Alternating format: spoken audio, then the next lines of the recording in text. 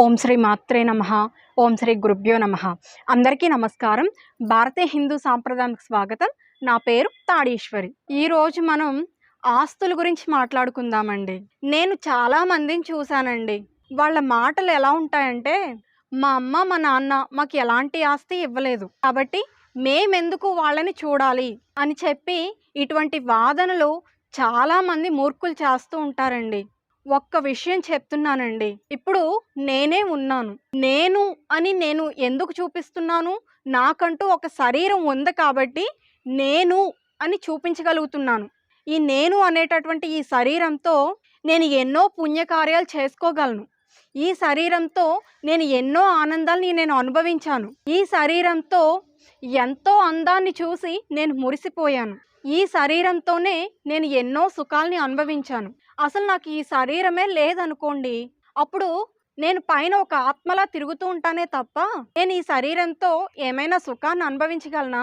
నాకంటూ ఒక శరీరం ఉంది కాబట్టే ఎన్నో పుణ్యకార్యాలు చేసుకోగలుగుతున్నాను. నాకంటూ ఒక శరీరం ఉంది కాబట్టే జ్ఞానాన్ని సంపాదించుకోగలుగుతున్నాను.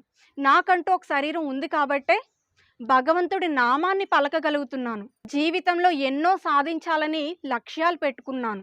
అసలు నాకంటూ ఈ శరీరం లేకపోతే నేను ఇన్ని లక్ష్యాలను నేను ఛేదించగలిగేదన్నా, నేనంటూ ఒకదాన్ని ఉన్నాను కాబట్టి మీ అందరికీ నేను తెలుస్తున్నాను.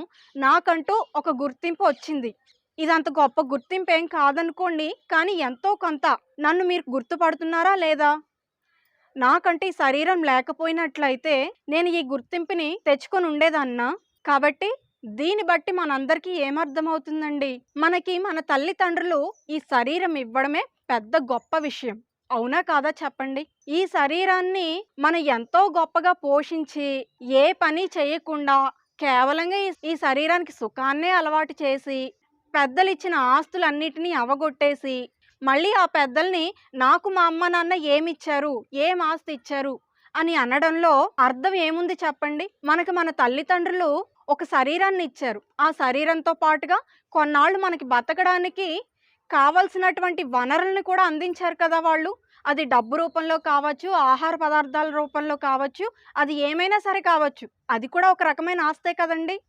మనకున్న బద్ధకంతో మనం ఏ పని చెయ్యకుండా వాళ్ళు ఇచ్చిన దాన్ని పూర్తిగా మనం అనుభవించేసి మళ్ళీ వాళ్ళు చనిపోయాక మా అమ్మ నాన్న నాకు ఏమి ఇచ్చారు, నాకు ఏమీ ఇవ్వలేదు, వాళ్ళు నాకు ఏమీ ఇవ్వలేదు కాబట్టి ఈరోజు నా జీవితం సగం సర్వనాశనం అయిపోయింది, నా జీవితం నాశనం అయిపోవడానికి వాళ్లే కారణం అని అనడంలో అర్థం ఏముంది చెప్పండి? కాబట్టి ఇది చాలా తప్పుడు విధానం. వాళ్ళు మనకి ఈ జన్మనిచ్చి ఈ శరీరాన్ని ఇవ్వడమే పెద్ద గొప్ప విషయం. ఇదే గొప్ప ఆస్తి. కాబట్టి వాళ్ళు ఇచ్చినటువంటి ఈ గొప్ప ఆస్తిని మనం కాపాడుకుంటూ మనం చక్కగా దీన్ని పౌష్టికాహారంతో పోషిస్తూ మన ఆరోగ్యాన్ని కాపాడుకుంటూ మనం వాళ్ళు ఇచ్చినటువంటి ఈ గొప్ప ఆస్తితోనే మనం ఎన్నో ఘనకార్యాలు చేయొచ్చు. అవునా కాదా చెప్పండి? ఈ శరీరంతో ఎంతో గొప్ప విషయాలను తెలుసుకోవచ్చు, ఎంతో గొప్ప జ్ఞానాన్ని సంపాదించుకొని ఒక గొప్ప పండితుడిగా నిలబడొచ్చు. ఈ శరీరంతో ఒక గొప్ప వైద్యుడిగా పేరు తెచ్చుకోవచ్చు. ఈ శరీరంతో ఒక గొప్ప ఇంజనీర్గా పేరు తెచ్చుకోవచ్చు. లేదా ఇవేమీ కాకపోయినా ప్రజలకు సేవ చేసేటటువంటి ఒక గొప్ప రాజకీయ నాయకుడిగా కూడా మనం గొప్ప గుర్తింపును తెచ్చుకోవచ్చు. ఇదే కదండి అసలైన మన ఆస్తి. కాబట్టి మనం బతికున్నప్పుడు మన తల్లిదండ్రులు మనకి ఏమీ ఇవ్వకపోయినా మన శరీరాన్ని ఇవ్వడమే ఇది గొప్ప ఆస్తి. ఇది అందరూ తెలుసుకోవాల్సినటువంటి గొప్ప విషయం. కాబట్టి ఇప్పటికైనా సరే మా అమ్మ ఏమిచ్చింది నాకు, మా నాన్న ఏమిచ్చాడు నాకు అని ఇలా ఆలోచిస్తూ కూర్చోకుండా మనం బ్రతకడానికి మనం ఏం చేయాలి, మన పిల్లలకి మనం ఎలా ఇన్స్పిరేషన్గా ఉండాలి, ఇవి ఆలోచించండి. ఇవి ఆలోచించినాడు మన పిల్లలు కూడా అమ్మో మా అమ్మ ఇంత గొప్ప స్థాయిలో ఉంది, మా నాన్న ఇంత గొప్ప స్థాయిలో ఉన్నాడు, మా నాన్న కష్టార్జితంతో పైకొచ్చాడు అని చెప్పి మన పిల్లలు కూడా కష్టజీవులుగా మారి ఒక గొప్ప దారిలో రావడానికి అవకాశం ఉంటుంది. అలా కాకుండా మీరే మీ తల్లిదండ్రులని నాకు ఏమీ ఇవ్వలేదు మా అమ్మ మా నాన్న అని చెప్పి మీరే తిట్టుకుంటూ కూర్చున్నారనుకోండి, మీ పిల్లలు మీకన్నా దారుణంగా మిమ్మల్ని తిడుతూ కూర్చుంటారు. అమ్మ మా నాన్న నాకేమి ఇచ్చాడు గొప్ప ఆస్తి అని చెప్పి మిమ్మల్ని ఇంకా దారుణంగా తిట్టుకుంటూ ఉంటారు. కాబట్టి మనం ఎలా అయితే బ్రతుకుతామో మన పిల్లలు కూడా మన దారిలోనే బ్రతుకుతారు.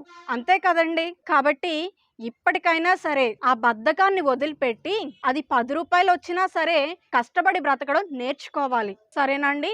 ఈ వీడియో కనుక మీకు నచ్చినట్లయితే తప్పకుండా లైక్ చేసి, షేర్ చేసి, సబ్స్క్రైబ్ చేసుకోండి. మరిన్ని ఇంట్రెస్టింగ్ వీడియోస్ కోసం మన ఛానల్‌ను సబ్స్క్రైబ్ చేసుకోండి. మనం మరలా మరొక మంచి వీడియోతో కలుద్దామండి. సర్వం శ్రీ ఈశ్వరార్పణమస్తు.